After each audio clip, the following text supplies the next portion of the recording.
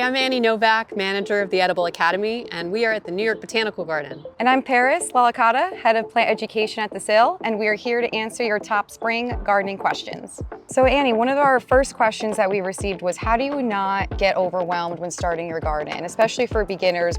How is like a way that they can kind of go about that? I would say starting with the plants you love and you want to eat or see is good because you're going to be committed.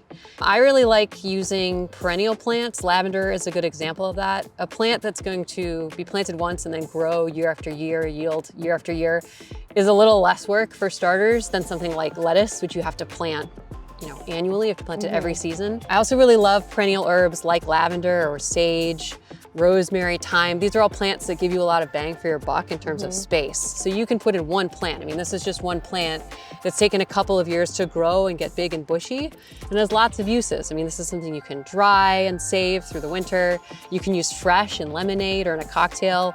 It's also just a fun sensory experience to handle a plant like this, as you can tell. Yeah, and perennials are like the backbone of every garden, and every year they get larger and more impressive over time. So I feel like it's such a perfect plant to like watch grow over the years and stuff. So absolutely, and it also can take up as much or as little space as you want. You know, if you're gardening on a windowsill or on a deck, you can put a lavender in a pot. Yeah. You could also make it an entire hedgerow. I mean, here we could fill in the whole back of the bed, like you said. It provides this like design backbone, and then plant the middle every year.